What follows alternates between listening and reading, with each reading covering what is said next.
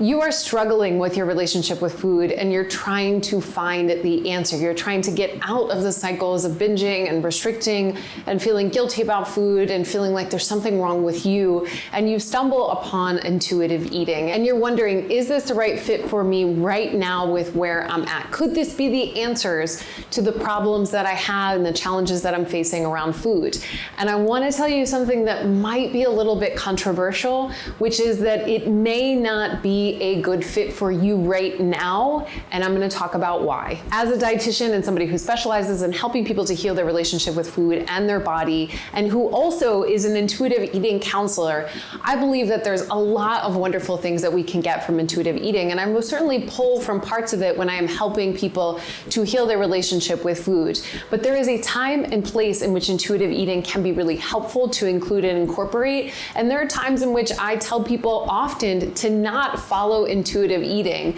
So if this is you, if you're kind of wondering, is this the right fit for me? Or maybe you've tried certain things or heard certain things about intuitive eating and you're wondering, should I give this thing a go? I'm going to be talking about why intuitive eating might not be a good fit for you, what intuitive eating is, and when you might know when it's a good time to start to implement intuitive eating. I think it's really important to talk about these things because, as it goes with a lot of things in life, there's so many myths about intuitive eating. In particular, I see a lot of talk on the internet about utilizing intuitive eating for weight loss, which is not what it's for. It was never what it was created for. But before we dive into that, let me introduce myself. My name is Catherine Metzeler. I'm a dietitian and I help people to heal their relationship with food and their body so that it takes up less headspace so that you can live your life with more freedom, abundance, and peace.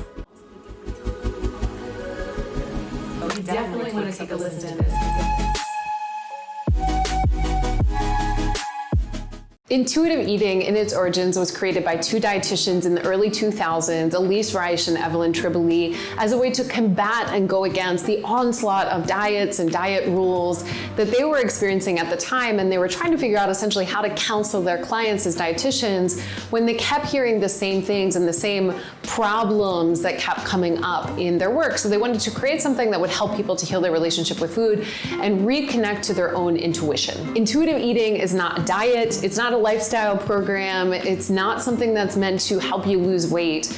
It is a process by which the encouragement is for you to move through it and reconnect to your body, and then for your body to guide your food choices. So much of what it means to exist in this diet culture is that you are constantly told and taught all kinds of rules about food and eating, and this completely disconnects you from your body. So you're left feeling honestly really confused. What am I supposed to eat? Should I be cutting foods out? Is there something wrong with me if I like certain foods? And being really afraid of foods. So intuitive eating was, in its origins, created to essentially help address some of those things.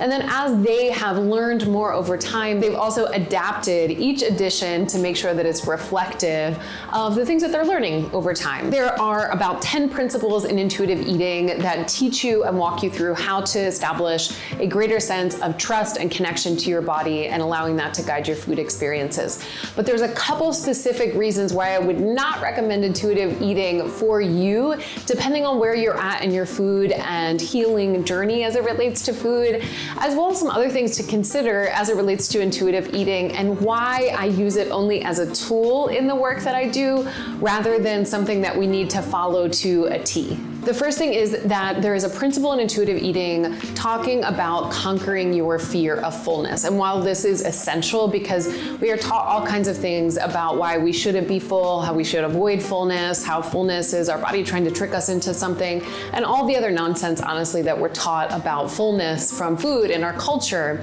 the difficulty of starting intuitive eating too early on your food healing journey is that a lot of times when we're going long periods of time without eating, when we're not getting enough food consistently, even if we think we are, but if we're not getting enough food consistently, we often experience something called early satiety. And this is regardless of your body size. I want to emphasize that regardless of your body size, you could be not getting enough food. And then when you eventually eat food, you get full really quickly. So if we were following intuitive eating to a T, that would mean that we would just stop. We would practice stopping when we felt our fullness. But the reality is, when we are healing from cycles of disordered eating, and most certainly as it pertains to eating disorders, we cannot simply just listen to the body to stop eating. This might sound really simple and straightforward to you, that you can't simply trust your body on the get out when you are following intuitive eating, but I honestly think that it can be a really frustrating part of the process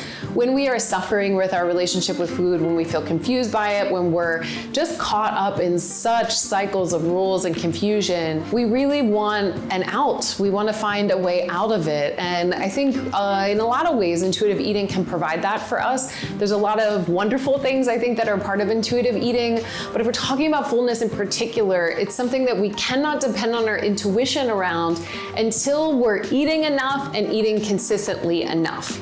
So if you're in the beginning stages, if you're re-nourishing your body, if you are just starting out, intuitive eating might not be right for you in this moment. The second reason that intuitive eating might not be a good fit for you right now is because you've experienced trauma in your body. Now, there are all forms of trauma that we all have experienced in similar and different ways, and so this is not to say that intuitive eating might not be a good fit for you down the line, but the reason why I say this is because when we've experienced traumatic things in our body, and then someone says to you, or I were to say to you, just trust your body. You just trust your body, just listen to your hunger, just listen to your fullness.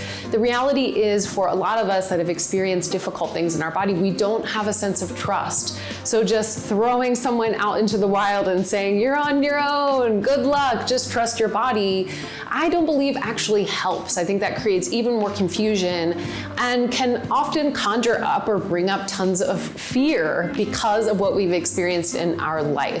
So what this doesn't mean is that if someone that's experienced trauma, that they can't eventually have an intuitive eating relationship with their food or a more intuitive relationship with food. Absolutely, you totally can get there. But to start there is just missing a huge piece, because we don't trust our bodies when we've experienced traumatic or difficult things. And so we often have to cultivate other skills around eating when we're talking about healing our relationship with food that doesn't require that we lean on trusting as a practice. That's over here, we're developing that on the side. But when we start, we need to be focusing on consistency, we need to be focusing on regularity, we need to be focusing on variety and density and volume, and all the things that help to both re-nourish our body and to help our body not be in a state of constantly feeling threatened that it's not going to get food again. And the third reason is that you might be experiencing food insecurity, or you don't have consistent access to food.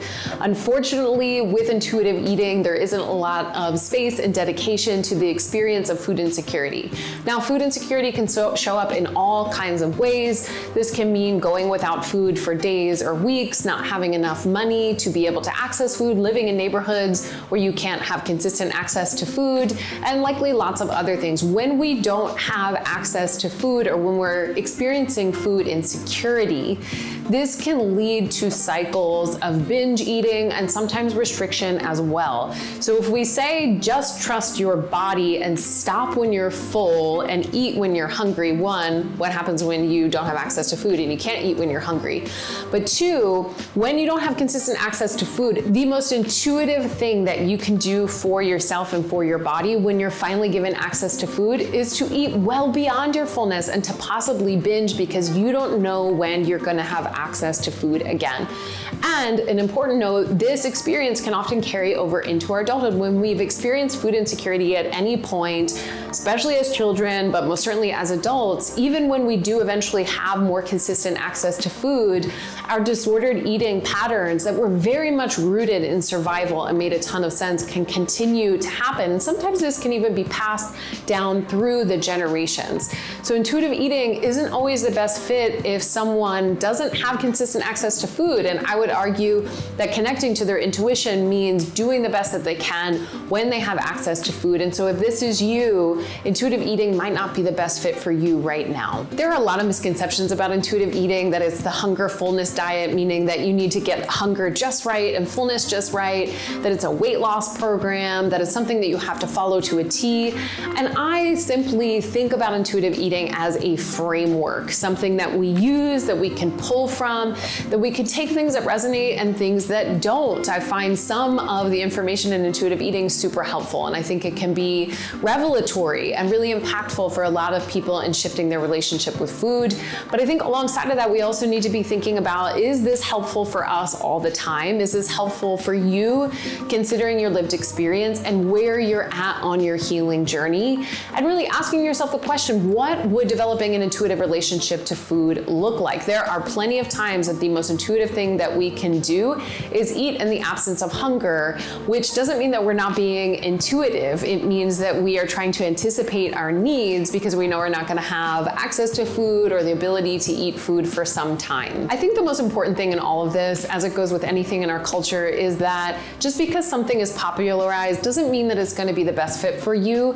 And even if you're feeling like maybe one day, for example, intuitive eating could be beneficial, I don't want you to feel like there's something wrong with you if you can't connect to your own intuition. These things take a lot of time, and I want you to consider how long you've been stuck in cycles of dieting and disordered eating and feeling a real distrust with your body. It's not like intuitive eating is going to come along and you're going to be like, well, okay, cool, done and done. I could just trust my body and I am now an intuitive eater. No, these things take a long time to develop, which doesn't mean that we can't be working on and healing our relationship with food along the way.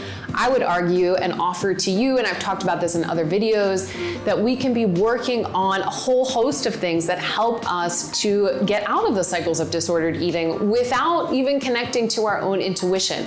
We have to experience and practice regularity, or what I call rhythmic eating.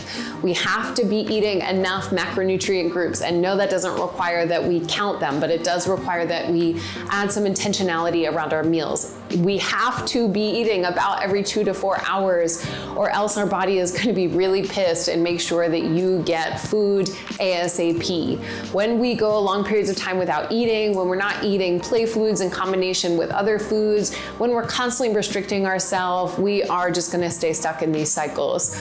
And intuitive eating has a time and place. It likely will arrive the day in the future when you're feeling like, okay, I could maybe read the book, I could adapt some of the principles, I could buy the workbook, but it's totally okay if one, you don't get to that place one day, and two, if you don't ever want to. Intuitive eating isn't a one-size-fits-all kind of situation. There are plenty of other things that you could be doing right now, today, to start healing your relationship with food and get out of the place that you likely have been stuck in for a long time. If you've tried intuitive eating, or if you are practicing elements of intuitive eating, I'd love to hear your experience below.